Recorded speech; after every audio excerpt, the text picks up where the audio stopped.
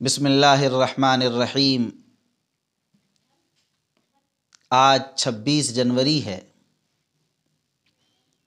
1935 سے انگریزوں کا قانون اس ملک پر نافذ ہو چکا تھا، لیکن جب 15 اگست 1947 کو یہ ملک آزاد ہوا، فوری طور پر چند دنوں کے بعد ہی 29 اگست کو یہ آرڈر آیا کہ باضابطہ اس ملک کا قانون بنایا جائے، دستور بنایا جائے، پھر اسی دستور اور قانون کے مطابق اس ملک کی عوام اسی دستور پر چلے گی۔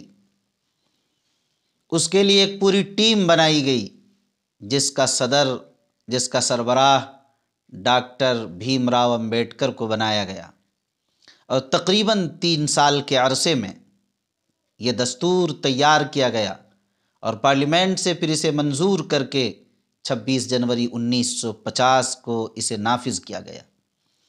اسی کے مطابق آج 26 جنوری کو ہم اور آپ خوشی کا دن مناتے ہیں کہ ہم جمہوریت کی سانس لے رہے ہیں۔ جمہوریت ایک طرز حکومت کا نام ہے جس کے لیے سابق امریکی صدر ابراہام لنکن نے کہا تھا کہ جمہوریت نام ہے عوام کی حکومت، عوام کے ذریعے عوام کے لیے، عوام کی حکومت عوام کے ذریعے عوام کے لیے، یہ ہے جمہوریت۔ ظاہر ہے کہ اسی جمہوریت کے ذریعے آج ہندوستان میں یہ نظام چل رہا ہے۔ دنیا کے مختلف ملکوں میں جمہوری نظام ہی ہے۔ آج پوری دنیا کا جائزہ لیں تو اکثر ملکوں میں آج جمہوری نظام ہے، بادشاہتیں ختم ہوتی جا رہی ہیں اور جمہوریت کی طرف تیزی کے ساتھ قدم اٹھا رہے ہیں۔ جن ملکوں میں آج جمہوریت نہیں ہے وہاں بھی عوام جمہوریت کی آواز اٹھا رہی ہے اور بڑی تیزی کے ساتھ جمہوریت ہر طرف پھیل رہی ہے، اور یہ ہندوستان کے لیے بھی ایک بہتر طرز حکومت ہے۔ اور مگر یہ ہے کہ اگر جمہوریت کے جو ستون ہیں اس پر لوگ قائم رہیں اور اس نظام کو اچھی طرح سے لوگ چلائیں۔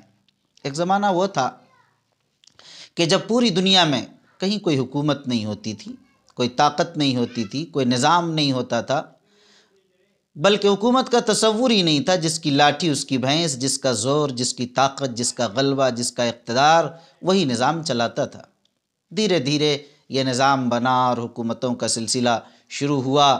کہیں نواب نے، کہیں جاگیرداروں نے، کہیں رؤسا نے، یا اپنے اپنے قبیلے کے ایک ایک حاکم بن جاتے، انہی کے تحت لوگ زندگی گزارتے۔ ہر قبیلے کا الگ دستور، الگ قانون، الگ رواج، الگ نظام، یہی طرز زندگی۔ لیکن دھیرے دھیرے یہ سلسلہ شروع ہوا اور جمہوریت کے اس طرز پر لوگ اس انداز سے بڑھتے گئے، اور آج جس انداز پر دیکھ رہے ہیں کہ لوگوں کا رجحان اس کی طرف بڑی تیزی کے ساتھ پھیل رہا ہے۔ اس وقت دنیا میں جہاں کہیں بھی جمہوری حکومت قائم ہے اس کی نوعیت نیابتی جمہوریت کی ہے۔ یہ صحیح ہے کہ ہندوستان جیسے کثیر المذاہب ملک کے لیے جمہوریت سے بہتر کوئی دوسرا نظام نہیں، یہ سب سے بہتر طرز حکومت ہے، مگر شرط یہی ہے کہ اسے حقیقی جمہوریت کے بجائے اس کا طلسم یا فریب کہا جائے تو زیادہ بہتر ہے۔ صحیح صورتحال پر نہ پارٹیاں اور نہ ممبران اس کو لے کر چل رہے ہیں، اس لیے کہ صورتحال یہ بھی ہے جس پر زیادہ افسوس کیا جا سکتا ہے کہ عوام جس کا انتخاب کرتی ہے اسے خود اہلیت کا کوئی معیار اور اس کا کوئی تصور باقی نہیں رہا۔ نہ تعلیم کا کوئی معیار ہے کہ اس سند اور اس سرٹیفکیٹ کے بعد امیدوار حصہ لے سکتا ہے، اس معیار کے بعد، بلکہ نااہل لوگ اس میں آ گئے، اور نااہل کے آنے کی وجہ سے اگر پارلیمنٹ پہنچ بھی گئے تو نہ اپنے حقوق کا مطالبہ کر سکتے، نہ اپنی آواز اٹھا سکتے ہیں۔ ان کے پاس چونکہ علم نہیں، وہ شعور نہیں، ان کی وہ معلومات نہیں، ان کو بولنے کا سلیقہ اور طریقہ نہیں، اسے دستور اور قانون سے واقفیت نہیں۔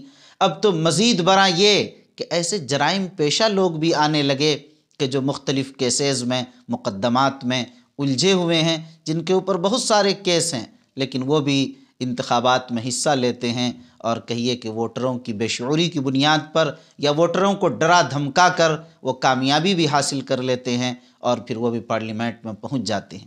ظاہر ایسی صورتحال میں جمہوریت کا کیا ہوگا یہ بھی سوچنے کی ضرورت ہے۔ اس لیے ایسے وقت میں اس بات کی ضرورت ہے کہ اس بات کی شرط ہونی چاہیے کہ اہل لوگ اس میں آئیں، باصلاحیت لوگ آئیں، اس میں فلمی اسٹار لوگ، آج ناچنے گانے بجانے والے لوگ آتے ہیں، حالانکہ چاہیے کہ جو لوگ معاشیات پر واقفیت رکھتے ہوں، جو لوگ ملکی قوانین کی اہلیت رکھتے ہوں اور اس کی اچھی واقفیت رکھتے ہوں، ایسے لوگوں کو میدان عمل میں آنا چاہیے۔ اس کے ذریعے سے بہتر راہ ہموار ہوگی اور اس ملک کا مستقبل بہتر اور روشن ہوگا، اور پھر اس کے ذریعے سے بہتر ملک کا جو خواب ہم دیکھ رہے ہیں اس خواب کو ہم دیکھ سکیں گے۔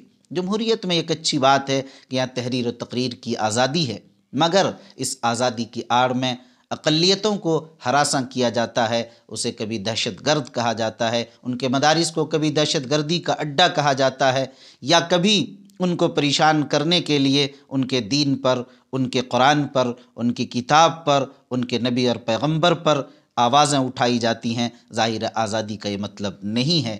ان مطالب کو گھما کر، یا یہ کہہ لیجئے کہ اس کو دوسرے اور غلط انداز میں اس کو پیش کیا جاتا ہے، یہ چیز بھی مناسب نہیں ہے۔ بہرحال اس مختصر وقت میں مجھے کچھ زیادہ نہیں کہنا تھا، آپ حضرات نے حکم دیا، اس لیے چند منٹ آپ کے سامنے عرض کیا۔ دعا فرمائیں کہ اللہ تعالیٰ اس جمہوری ملک کو امن کے ساتھ، عزت کے ساتھ، وقار کے ساتھ ہم سب کو رکھے اور اس ملک کی ترقیات کے فیصلے فرمائے۔ فجزاکم اللہ خیرا، والسلام علیکم ورحمۃ اللہ وبرکاتہ۔